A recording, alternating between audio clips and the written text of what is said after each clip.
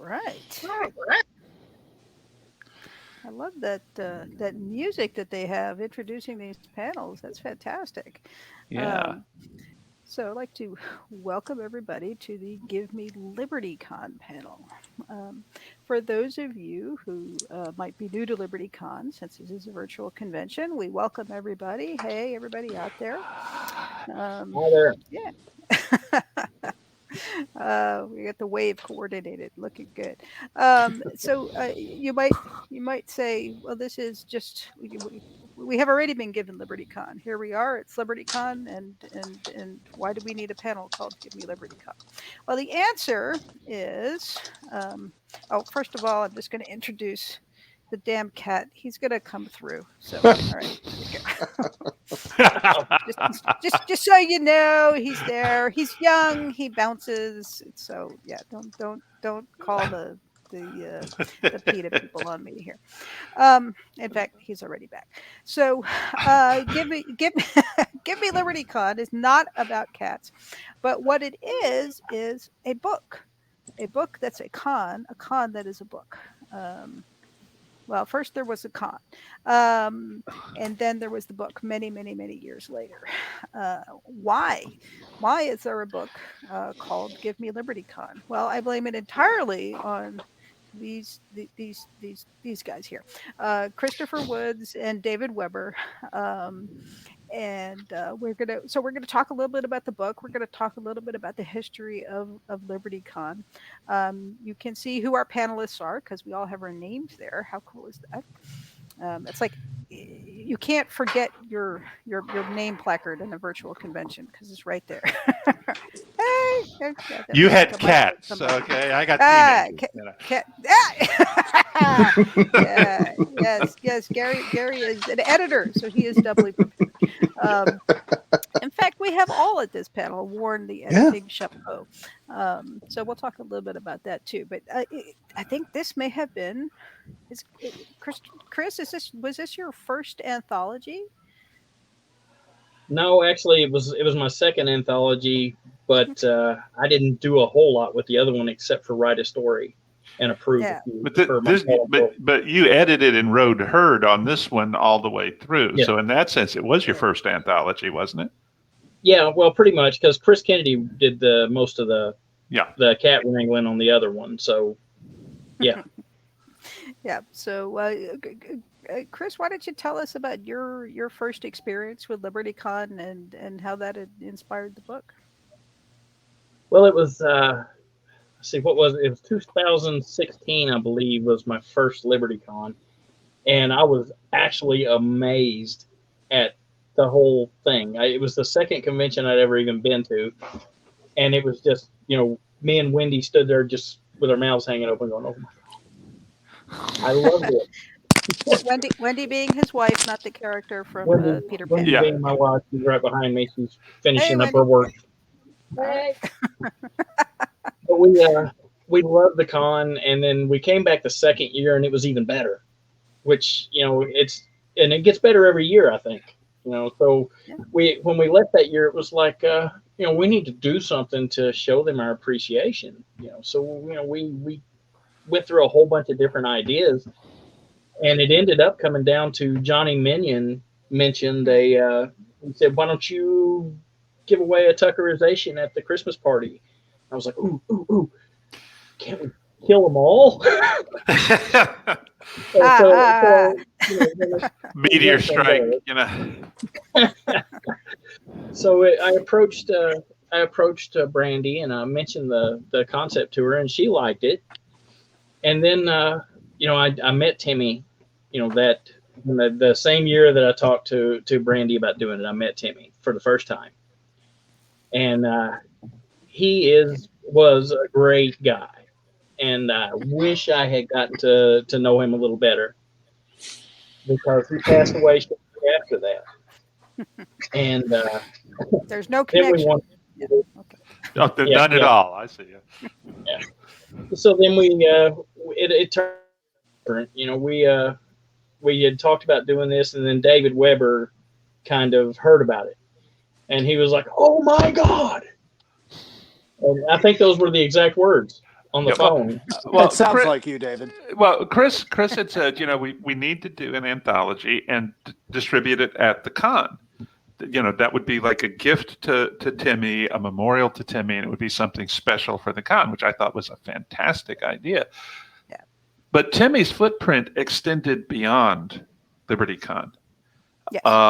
And he was just an incredible human being. I met him in 93. When I guess Brandy was 9? I mean, she's like, kind of thing. Yeah. He'd come to Magnum Opus Con in Greenville, and he'd read the first 2 Honor Harrington books, and he wanted me to come to LibertyCon, and I was like, great. And LibertyCon spoils you. Yes, it does. LibertyCon is the only con that I'm aware of where the pros and the fans are represented in probably pretty darn close to equal numbers. And it's hard to tell the difference. Yeah, it is. It is. And one of the reasons it's hard to tell the difference is because that they've become such a family that nobody really worries too much about, I must bow down and worship in front of someone, which would probably be dumb anyway. But a lot of the barriers that you're going to see at other cons, especially bigger cons, they just plain don't fly. They're not there at Liberty. Yeah. No, yeah. LibertyCon's one of the only cons I've ever seen where the guest of honor this year comes back the following year and brings the spouse and the kids. Right. Mm-hmm. I mean, how many years have your kids been coming to LibertyCon, David? Well, off and on since the girls were 3. No, Yeah. 2. Toddling. 2. Yeah, because they were still in cribs. Yeah. Mm-hmm. Yeah. That was the year with the hotel that was less than stellar. the one where that wasn't anybody's fault, but Brandy was the guest liaison, and she was collecting scalps before that con was over. Was that the Mold Hotel? Yes, that was the Mold Hotel. Yes, yes, and it was not. You it was knew not to get a first floor room. Fault. Yeah, Yes. But that the thing is, all right, Timmy had this philosophy, right, that he did not want to go into overpriced hotels and price the con out of the reach of families, right? He wanted the convention to be accessible economically. Every other LibertyCon I ever attended, it worked for him. In this case, though, the hotel changed ownership or something after the contract was written. It did. So it did. There were circumstances that were totally beyond his control. Okay. Yeah, but when did you first meet Uncle Timmy, Gary Kelly? I met Timmy at 1989 at Chattacon, and it was my first time coming to a Chattanooga convention. And I've been doing Dragon Con and Fantasy Fair and the Atlanta conventions, and I came up there. Speaking of the girls, another teenager. Yeah, and I'm kind of looking around. I don't really recognize anybody, and there was this group of people sitting at a table, and there was a chair open, and this very jovial, bearded, kind of demented Santa Claus looking guy beckoned me over and sat down, and it was Timmy and his brother Bobby and the usual suspects. And the next thing I know, it's like a few years later, I'm on the board of directors of the convention because that's how Timmy did things. Just swoosh. What was amazing to me is the first LibertyCon I went to. I was very much a fan, and there were people on the guest list that I liked their books, I liked their artwork. I was a fan. I came in there, and there was, like David said, there was no separation. Somebody asked me if I played spades, and I said, okay. And there was somebody who his hair was a bit darker, and there was a bit more of it at the time, who very jovially said, "Oh, you play spades. Here, have a seat." Little did I know what I was getting into, David. The evil laugh. The evil laugh should have been included. Oh, listen. Okay. You want to talk about karma coming around and biting you? Okay. Yeah. We taught the kids to play spades, and we taught the kids to play spades LibertyCon way. Dad is Killer not winning Killer anywhere near as Cooker. often as he used to. I'll tell you that right now. Oh, I mean, too bad. I knew I can tell your heart is broken, Tony. Timmy had a philosophy, and it was a very simple philosophy. He was an engineer with TVA, a brilliant engineer. I mean, he could do anything with power. It didn't matter where it was, he could do something with it. He was a lifelong science fiction fan, and he decided at a very, very young age that he didn't want to just read science fiction. He didn't want to just meet the authors. He wanted to celebrate the authors. And he got into fandom very early. Worked with a number of conventions, and when he founded LibertyCon, his one goal was to bring all of the people he liked together for a weekend where everybody could just relax and have fun without any pressure. And to do it on a scale and a size that would keep the pressure off. Reasonable. Yes. He bought a reasonable size, which was important to those of us that volunteered for the convention, or, in my case was, board member, was it also gave us time to enjoy the convention. Some of the larger conventions, I won't name names, but one is involved in a flying reptile. I used to be on the board of that one. I had no idea what was going on at the convention because I was so busy with LibertyCon. You need the app. Yeah, you had time, and you still have time. And I've made some amazing friends. A lot of times people show up, and you're like, "Oh, hello there, world famous author. Okay, so should I bid 3 or 4?" I mean, it's really just, and it's always amazing to see, especially first-time guests that come to LibertyCon. Like Christopher was saying, he comes here for the first time, and it was like, I feel like I'm home, and where have you been all my life? LibertyCon is one of maybe 1 or 2 cons where I don't feel that I have to go by the dead dog party and whatnot to meet the staff who made it all work, because they were so busy they didn't have a chance to see, you couldn't talk to them during the con because they were so busy, because they're all busy flowing through the con at the same time. I still like to go, okay? Mm-hmm. Add to the bitch session after, the whole 9 yards. But I don't have to do that at LibertyCon the way that I do at other cons if I'm going to pay back to the staff. You see what I'm saying? Oh, yeah. And remember, we're not staff, we're family. Yeah. Right. That's what we actually call ourselves.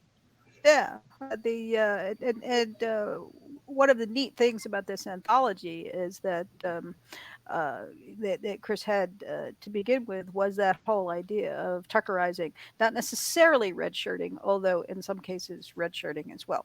Not me. But Not me. Not a single red shirt did I kill in my story. That was made up for by others. So. Yeah, well, that's true, but not in this one. So, Gary, you can't be in this one. Oh, you're good. No. We've already had this conversation that you are going to make my death pointless, worthless, and of no interest or import to whatever book you finally decide to kill me in. That would be the core book. Yeah. You're gonna be you're gonna be Tasha Yar. I'm just saying. So I come back as a Romulan? Is that what you're saying? Anyway, dragging it back to the book, we have over 100 Tuckerizations in Give Me LibertyCon of the volunteers at the convention. There are entire families who are mentioned in here because the whole family volunteers. We semi-randomly assign the names, and when I say we, I mean Chris. Do we have any other?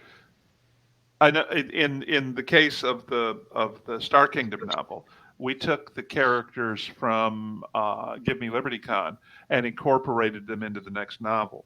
Yes. Do you know if any more of that has happened or is going to happen? Not yet, but it wouldn't surprise me because people were writing in like you chose to write in the Honorverse. Chris wrote in his Fallen World. I've mentioned them several times in the continuations. so far. Yeah. So these Tuckerizations have lived on, not in just this volume, but whoever survived this volume may survive to be an ongoing character. And Okay, When who you else? first- it's kind of cool. Who else here has Tuckerized Timmy? A lot of people did. Yeah. Yeah. And I'm talking about before. Oh, before, yeah, Before yeah, this. you had Tuckerized Before Timmy now. Yeah, twice, I believe. Yeah. You did that in one of the early Honor first books. You Well, had the you ship. killed They him were the off. Twice. engineers. Yeah. Twice. That's true. Yes. Yeah. Right. Once he was a good guy, once he was a bad guy. Yes. Well, once he wasn't a bad guy, and once he was a bad guy. Yeah. That's, Well, he was a spades player, so He- a little shady to begin with. He wasn't a bad guy. He was an engineer. He was a fleet engineer. okay. The reason that he got killed in the first book was that I was in the LibertyCon Spades tournament, and he set my nil bid by playing. All I had left was the 3 of clubs.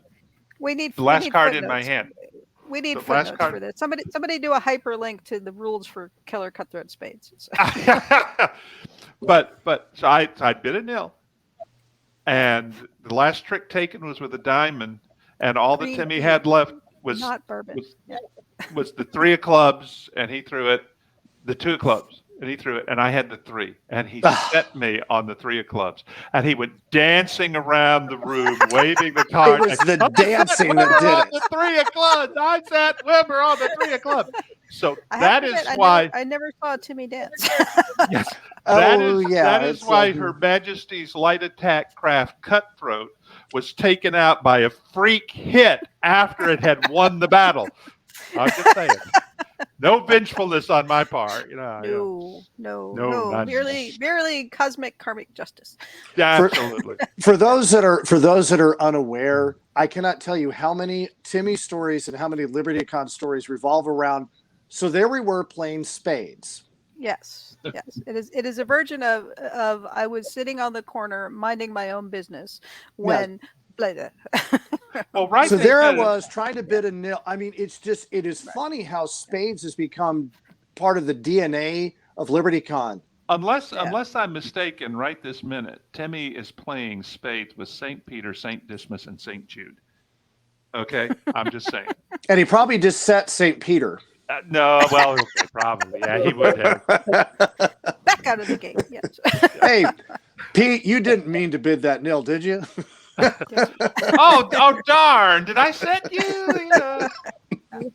So I probably knew Timmy longer than anybody here. I believe he was at the first convention I ever went to, which was in '79. So for me, he was just always part of Southern science fiction fandom. And He was really Uncle Timmy to you. He really was, yeah. And he was, David, he was so proud of you and enthusiastic about your writing. Timmy was. Yeah. I think that Timmy was probably one of my half dozen closest friends in the entire world. We didn't actually see that much of each other except at cons, but we didn't have to have that closeness. Yeah. I mean, he welcomed me into fandom with open arms, and I've never looked back. And I always try to kind of model what, it's kind of funny, what would Timmy do? But when you're working with conventions, especially if you're helping people start conventions, it's like I always think, okay, well, what would Timmy do? Yeah. I think that's one of the reasons why a certain con that I will not name that disinvited him pissed me off to the max. Oh, yes. Because there was, and lost half of their membership. Well, this is one of the things, one of Timmy's fanish legacies is that tone of welcoming and inclusiveness that he had at his conventions and that he practiced by going to other people's conventions. All that Timmy asked of any human being was, if you were going to come to his con, that you came because you love science fiction and fantasy. That while you were there, you remembered that you were a member of a family in somebody's house, and that you were respectful of others, whether you agreed with them or not. Yep. That was it. And and the thing is, the things that he was accused of, sexism and racism and these things, he was the exact opposite. Mm-hmm. He was welcoming of a diverse fandom long before most of these people had ever been born. Yeah. And in his professional life was known as a mentor of female engineers at TVA. So, All and you the thing all is, you got to all you got to he do never is look said at that, right? You all know, you got to do is look at Brandy, His daughter. and you know the kind of man that he was. Oh yeah. Yeah, or Linda, because Linda would have shot him dead if he'd been the things that he was yeah, accused of. yes, yeah. Linda, his wife, yes. Yeah. Oh Yeah, yeah. yeah. I remember though Tony, when you first mentioned that you and Christopher were going to do this anthology, I was thinking, well, that's a fantastic idea. Timmy would love that. And then it was like I had to step aside from the stampeding herd of big name pros all going, me. Can I be in this? Can I be in this? Can I be in this? This is the craziest anthology I've ever seen come together, because the list is like a who's who of, Yeah. unbelievable writers. We should mention David, of Cool. course, was the first. Let's see, Yeah. David Did I Drake. mention the Johnny Minions here too? Yeah. Well, we all need Hey, minions. Well, Larry Chris and Correa. I got in on the ground floor. Here, yeah. Let me read the Yeah. list of Okay. authors here. So David Weber first, David Drake, Larry Correa. We put the authors in alphabetical order on the cover because they were all any one of them could have been headliners. Exactly. Sarah Hoyt, Chuck Gannon, David Coe, Jody Lynn Nye, Chris Kennedy, John Hartness, Bill Fawcett, Chris Woods, we mentioned, has a story. Les Johnson has a science piece in here, Mhm. nonfiction. Mike Massa has a great story. Casey Azell and Chris Smith writing together. Timothy Zahn, and we even have an original a couple of the folk songs that Gray Reinhardt wrote for LibertyCon. We have in this volume as well. So It's an astonishing. It's just an astonishing list of people. Hey, And Sharon! hello, Sharon. We love you. Like we said, family. Okay, what do you do with the weird uncle? I mean, You put him in the closet. and then you come and throw things at him. I mean, Yeah. It's But just I couldn't believe how fast this thing came together. And Christopher, I've been doing anthologies for Tony for several years now. You must have been just like floored by the response. Well, to be honest, the first time I met Tony to talk about it, I couldn't eat my dinner. I was so nervous. I mean, You get over that pretty quickly. It took a lot to make me not want to eat my dinner. So, all these big names, and I got a story here, and I'm supposed to edit it, and I'm like, I'm editing David Weber. What the heck is going on? It's like Weber, learn to friggin' spell. That's how it goes. Not going to say a word. Yeah, it was really great working with Chris. He's absolutely buttoned down and very efficient. Really great communicator with all the authors, talking to herding cats. Yeah, I think did a great job. My impression, Chris, is that this was a learning experience for you, but your curve was mighty steep. Yeah. Yeah, you know what I'm saying? Yeah, it was a steep one. Yeah. But I wouldn't trade it for the world. It was very fun to do as well, and for the cause itself, yeah. Yeah, let's talk about the cause. Yes, the LibertyCon itself is a 501c3 organization, which is to say it is a charitable organization. Mm-hmm. And in fact, it is one of the bigger charitable organizations in Chattanooga. Gary, as a board member, do you want to talk a little bit about that? LibertyCon, when it started, Timmy wanted to do certain things, but he wanted to make sure that they made just enough money to do the next year's convention, and everything else above that needed to go to charity, especially literary-oriented charities, because that's what LibertyCon is about reading. and he wanted to keep that going forward. So, you know, over the years, we've donated literally tens of thousands of dollars to various literary-oriented charities.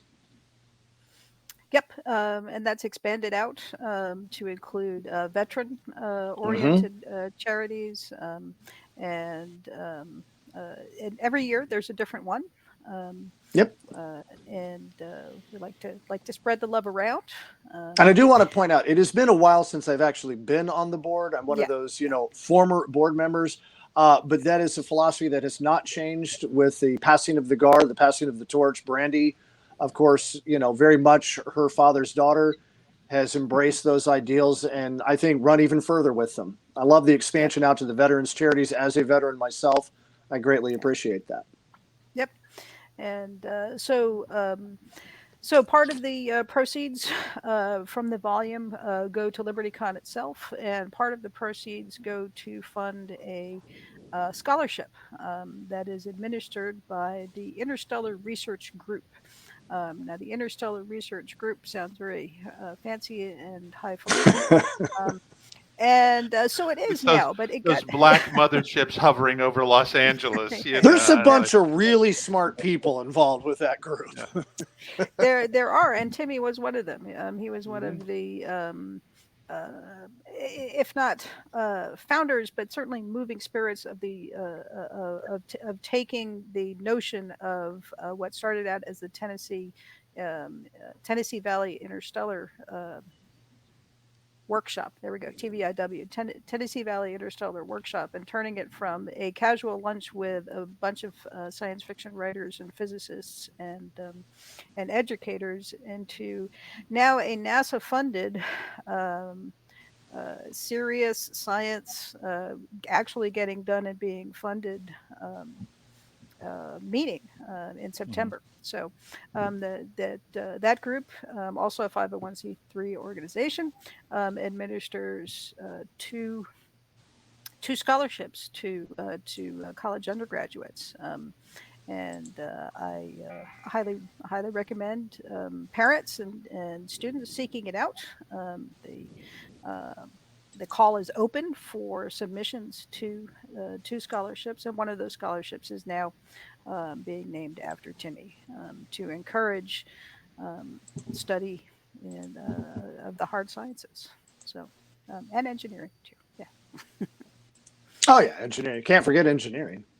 Yeah. One of the things that going virtual, curse you 2020,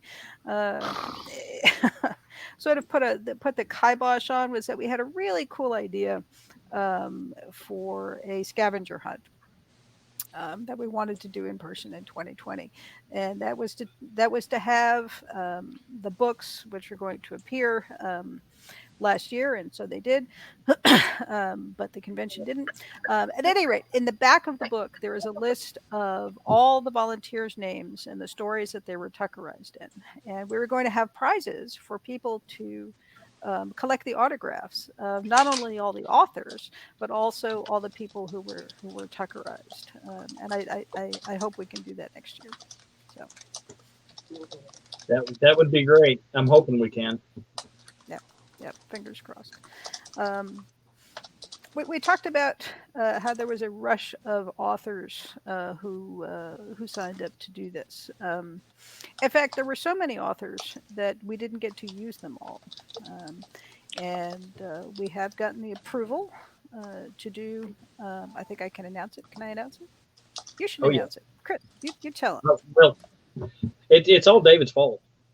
I blame we David. were we actually weren't talking about doing a sequel anthology to it until Brandy's wedding, when David decided he wanted to do his present for Brandy would be to write a story involving her and a marriage and a stadholder and various other things. So basically, we're actually blaming Clint. We have to blame Clint, because without Clint, there was no wedding. Yeah. Well, that's true. Well, that's true. Got to bring true. Fritz too. I mean, you know, he was there. But no, it's Weber's fault. Yeah. Always blame Weber. Okay. And we'll put it in the next LibertyCon anthology. And I was like, but we haven't really gotten approval for that yet. And he's like, wait a minute. And off he goes to Well, Tony was there too. I it. mean, you know. Right. Well, that was very Timmy-like behavior. So, I have an idea. How do we get it done? We're going to get it done. How do you not do Yeah. the best? How do you do the best? But now we have where the are we approval production and everything. I'll talk to you later. Oh, sorry. We have the approval and everything to go on and proceed with it, and we have a list of authors that would rival the other list of authors probably. Yeah. And do you want to reveal the list during this or at closing ceremonies? Oh, I think closing ceremonies. Let's torture them a little bit. I mean, they already know David's going to be there, so you know, so they're going to buy it just for that. But Oh yeah, right. Well, that's Yeah, true. yeah. That's true. Yeah. Of course, the shoe in is David because he wants to do that story, and of course, I'm going to have one in there because I got You it. realize that the only reason I came up with that story was to guarantee that I got into the second one. You understand that, you know? I see how it is. Yeah. Never, Like we were going never to say hurt. no. So Bain got to publish the first volume. Chris is going to be publishing the next one, and it's I'm very excited to work on this one too. It's going to be really cool. So. Chris, you haven't sent out the contracts on that yet, have you? Yes, I did. It's in your email. When did you send them? Week and a half or 2 weeks ago. Then It was while you were on vacation you when I better, sent it. you better send them again. Okay, Okay. I'll send it again. All right. There's only a couple we don't of need them to that be- haven't come back. we yet, don't need to be conducting business on this panel. So. No, that's true. That's true.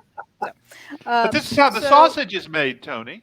It is indeed how the sausage Yes. is made, and Give Me LibertyCon is not alone in being a book that was conceived of at LibertyCon. Many a book has been Yes. fertilized. Somebody put it that way. Yes. At LibertyCon, and I think that's one of the things that people enjoy about LibertyCon is being part of that excitement when people are talking about ideas and getting ideas for books. And The comfort zone at LibertyCon is just so broad. Yeah. That there's it happens almost inevitably. And you were talking earlier that about the balance there. I've often thought of LibertyCon as being 1/3 pros, 1/3 going to be pros, and 1/3 fans that really appreciate the pros, Right. but aren't. But like I said, they're on this. There are certain conventions, David, you've been to them, where you're on a dais and you're like raised above for autographs, and people are like, it feels uncomfortable. We know each other. We've known each other for a long time. That's an uncomfortable feeling. Yeah. At LibertyCon, no, there is no honor. You're not separated from anybody. And if you're a fan that wants to, not just say how much you like your work, but want to learn what these people are like and hang out with them, it's a perfect environment for that. Well, I have to say too that one reason you can operate that way is because the con is small enough and intimate enough, and we know everybody, that nobody has to worry about the fruitcake in there is going to grab the author and go off on him or her over something in one of the books. Okay, I mean, I've had that happen even at LibertyCon, but it is extraordinarily rare. Yeah. And there's about 10 people that immediately jump on the grenade. Yeah, they're like, oh, excuse me, David, we need to see you over here. General facility is calling. Yes. I think it's part of that Southern hospitality thing. I think it just is making everybody feel welcome, making everybody feel comfortable. LibertyCon is a Southern culture con in the best sense of the word. Yeah. I think. I'm thinking about well, never mind, because it was a Bain reminiscence, not a LibertyCon reminiscence. But we felt like we were home the second we got there. Yeah, it would be very hard to go to LibertyCon and get yourself cold shouldered. you'd have to be a real jerk to have that happen. I'm just saying, So if it ever happened to you, it happened because you were a jerk, okay? Wow. Nice. Okay. I'm Southern too, by golly.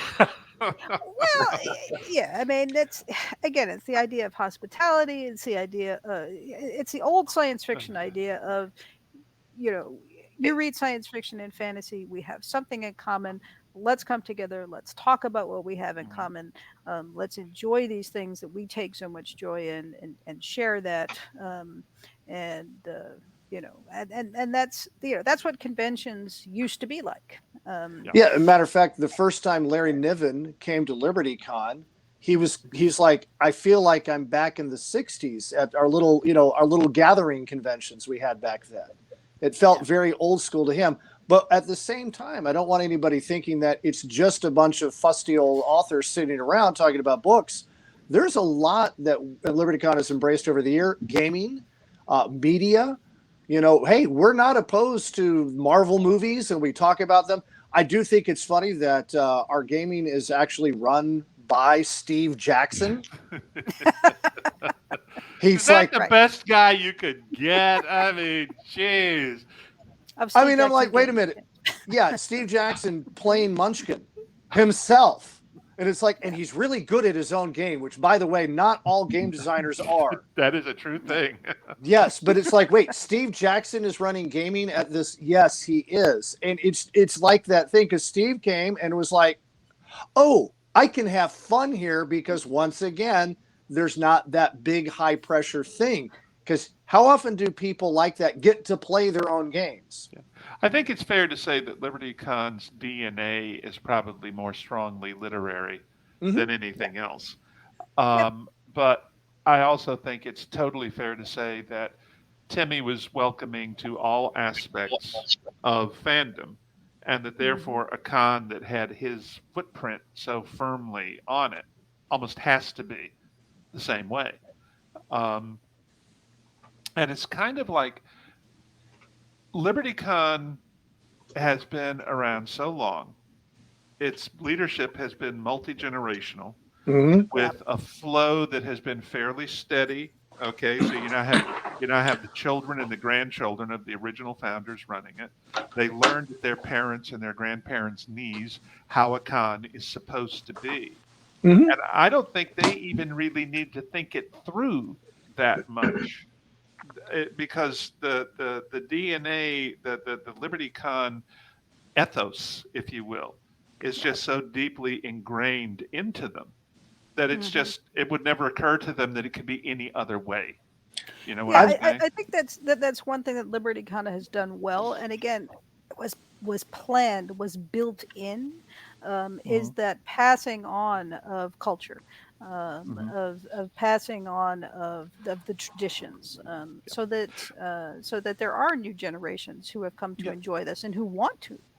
But not passing on traditions that are artificially impervious to change. Right. One of the things that makes it work is that there's that gradual evolutionary flow within the parameters of experience, and this is our purpose to be. Yeah. Okay. Yeah. Toni and I were talking about this recently, that I've been running the Southern Fandom Resource Guide website since the mid-'90s, and I have had like a front row seat to the ebbs and flows, the rises and falls of Southern conventions. Yeah. And you see it time and time again. You will have a convention that is built around a core group of people that was very successful, and then the next generation doesn't show up, and the convention goes away. And we've seen, I mean, we could sit here and list all of these wonderful conventions that we used to attend that no longer are around. LibertyCon, once again, Timmy saw that. He saw that happening, and he said, this will not happen to LibertyCon because it was too important to him. You know, he saw LibertyCon as his third child after his two birth children. Yes. Well, and he also, I think that one of the things that we profit from, where Timmy and his legacy are concerned, is that he was one of the most people I know. He was also an engineer. Mhm. And he had that Right. engineer's mindset of how do you lay this out? How do you engineer the con to be what we need it to be and to remain what we need it to be? Yeah. Okay. And it doesn't matter how well you build the machine if you can't find the next generation of engineers to run it. But he Yep. provided one heck of a good foundation, just to, just in how he originally set it up. And then this whole, we're talking about the transitional flow in uh, the staff levels and whatnot.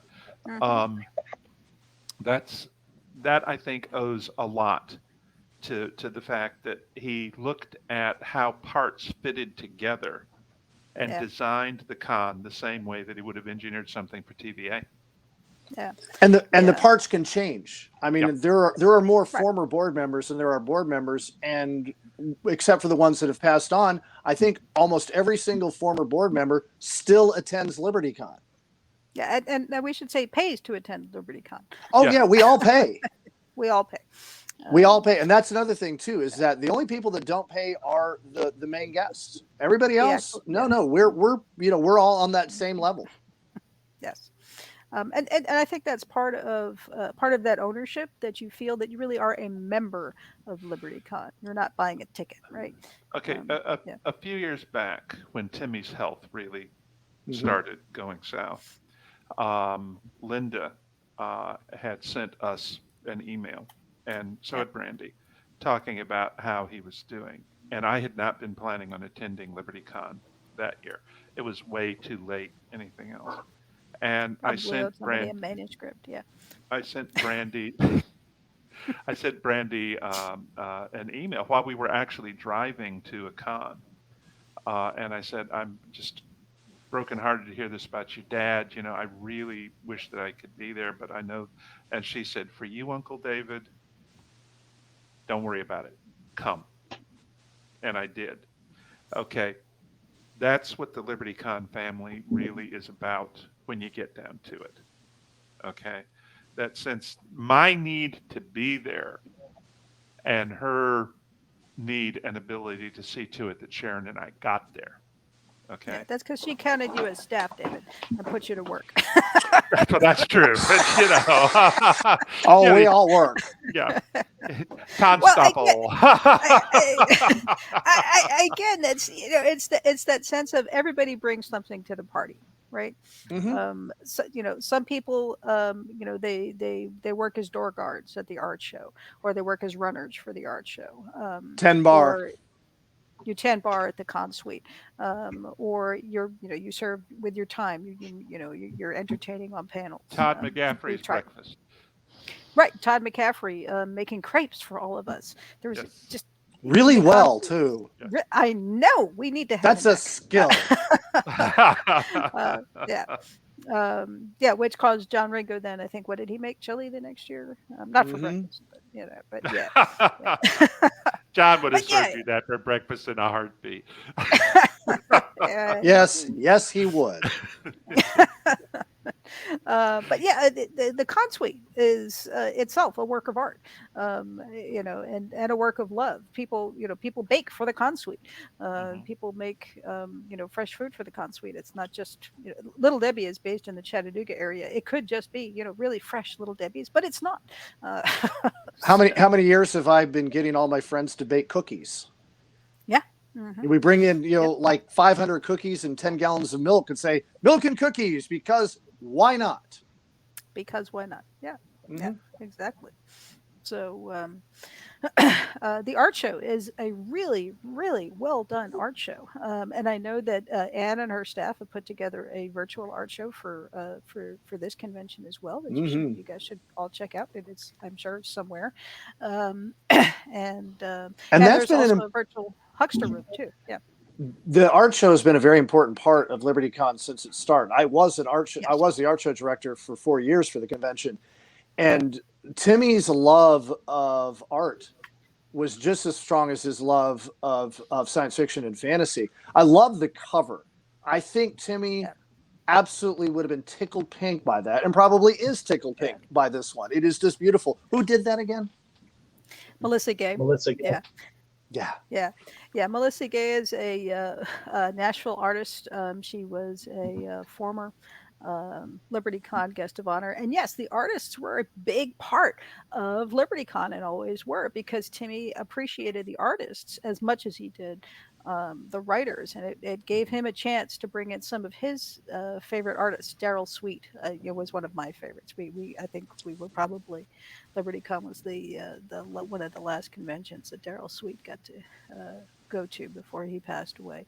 But there's just been a stellar array of absolutely world-class artist guest of honors, and they're appreciated at the convention. They're not just shunted aside, but really, really treasured.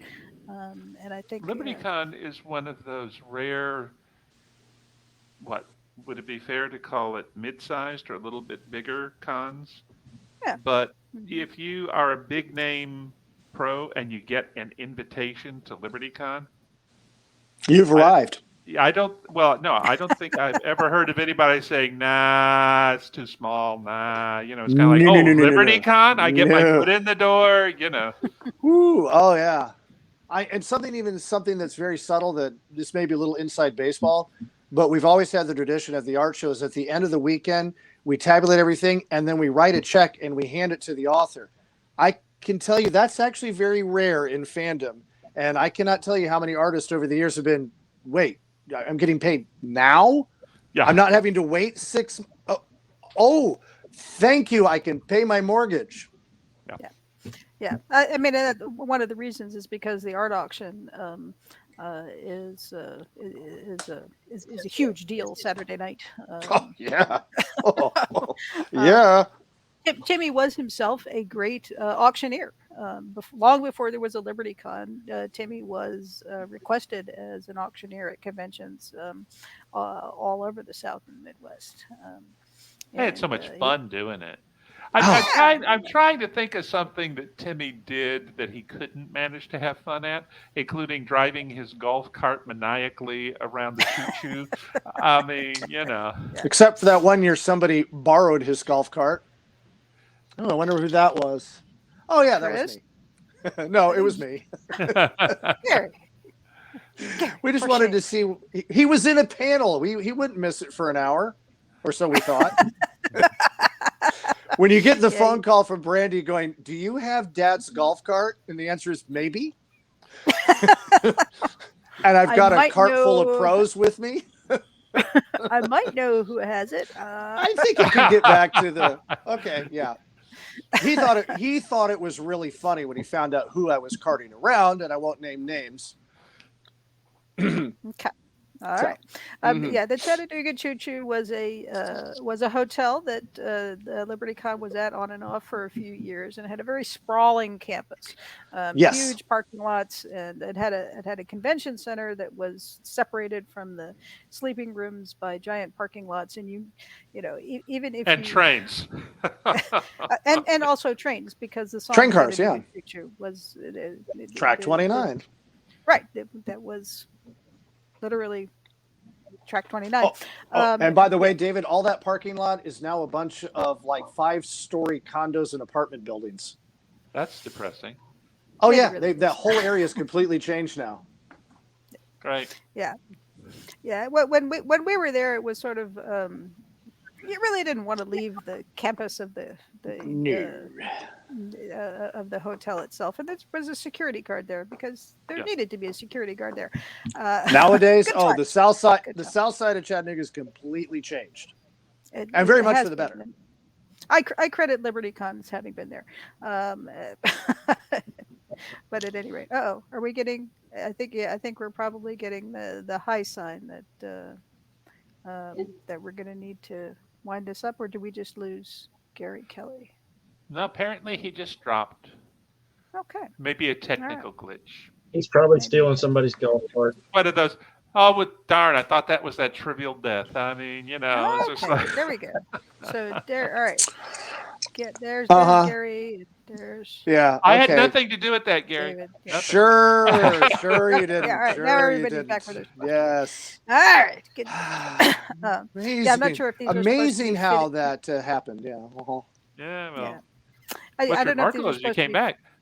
50-minute panels Oh, or you think you get rid of me 55. that easily, David? I I'm think sure we were. somebody will tell us. I think they're in 60-minute increments, Tony, because they go Okay. boom boom from one to the other. Yeah, Um, yeah. Normally at okay, this now point I would ask for input from the audience, but since I can't see the audience, okay, I understand that we're supposed to hang around on the Discord channel yes, to kick yes. stuff around. I Unfortunately, guess. unfortunately, I can't get Okay, into the con on Discord, so I will not okay, be there. okay. But I don't know why, but Gary probably is responsible. I blame Um, Hey, Gary and for all. I so just signed into Discord. There's a lot of people in here talking. I'm Yeah, so okay. happy to Well, Yeah. hear that. all right, we'll see if they have questions for us. Yeah. I think I'm in the right place. Somebody posted Rick Astley's never going to give you up, so it's definitely LibertyCon. Okay, good deal. We have already been rickrolled. Sweet. Yes. Yep. And I have to say, I enjoyed the opening ceremonies. Thank you, Brandy and Gray, and Gray for that timely reminder to cover yourself if you are not wearing pants when you step up. That was a great song.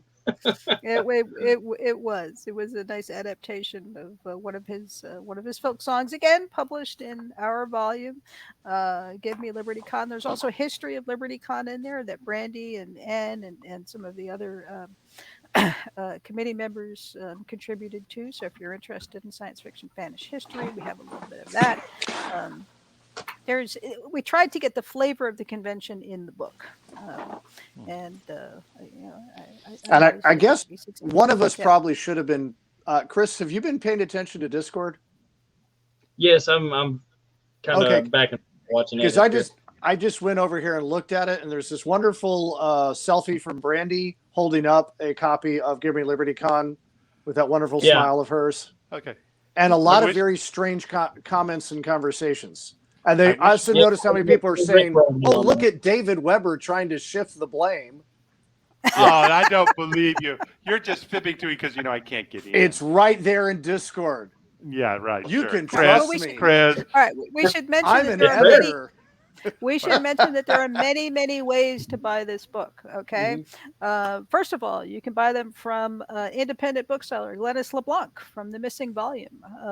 She has copies, and she has a special bookplate that we did for this volume. So you should order from Glennis. Glennis is one of the hucksters who's usually present in the LibertyCon huckster room. You can, if you want the ebook. And we encourage you to get both the physical and the ebook because more money to LibertyCon. The ebook is available at Bain.com. It's available at Amazon and Barnes and Noble. All your usual ebook vendors have copies of Give Me LibertyCon. You can order the physical book from Amazon too, if that's easiest for you, or special order it from your local bookstore. We don't care how you get it. We just want you to buy the book. So just gonna, And just get I that will out there. I will say this: there is a certain pecuniary interest in your buying the book, but I genuinely believe that in this case, most of us are a lot more concerned with the fact that this was a labor of love, and we Oh just want yeah. to share it as broadly as we can. Well, yeah. And Yep. for those of us that knew and loved Uncle Timmy, we appreciate everything that everybody did with this anthology. Christopher, Toni, for doing a fantastic job of putting it together. David and all of the other authors were in this. And I can say that because I'm not in the book. I wasn't involved. I'm speaking as a true fan. This is a fantastic volume. And Yeah. the payment to the pros in this book is not enormous. No. It's in fact the payment was almost nothing. Yes, absolutely. Yeah. The And that authors was dedicated. because Yeah. the The authors. pros Yeah, Go, Tony. they donated. Yeah, they donated their time and their work for this because they Mhm. wanted to donate to LibertyCon. So, Mhm. and we are passing all of that on through to the convention, and because we love what they do. So, Yep. yeah, And because we love Timmy. yeah. And Well, because we love yeah, Timmy. yeah. Well, it's that notion of what pay it forward, right? Mhm. You know, it was something that Timmy believed in, right? You Mhm. know, a lot of people mentor you when you're young, and you don't always get a chance to thank them, but you can thank them by carrying forward what you learned from them, Mhm. and keeping the good stuff going. Um, and that's part of what That's LibertyCon part of what does. It's LibertyCon does. It's keep the good stuff keep going. the good stuff. Yep. Yeah. All right. Well, Chris, this was your idea. Do you want to do you want to have you want to get the last word in here? Well, it's been an amazing thing to have actually done to start with. And then it got even more amazing because I got to work with Bain Books, which has been my dream since I started writing books. And all of this for LibertyCon, I mean, it's like the perfect storm. Every bit of this thing has been great, and the next one's going to be just as great. Oh yeah. Oh yeah. And I do like the fact there's a next one. Yes. Yeah. Well, again, just blame Ah, blame me, blame them, blame them, blame them. It's like the Brady Bunch. Yeah. No, they not everybody does this, but these guys have done the mirror thing so that when you put the things with writing on there, it actually works, but it makes it hard for spatially challenged people. I work with birds. Let's see. The missing volume hasn't noticed that they're closed for relocation. Okay. All right. Well, that's Well, okay. themissingvolume.com, right? Right. Mm-hmm. That they will have relocated at some point, but you can get the book. It is in print anywhere that books are sold. So, all right. Let's see. We've got 3 minutes. We could tell Hannibal Lecter jokes. Or Chris could talk about his story. Yeah. Just offer. And I have to say, Timmy would not have put the kibosh on that. David, was an aficionado of the bad.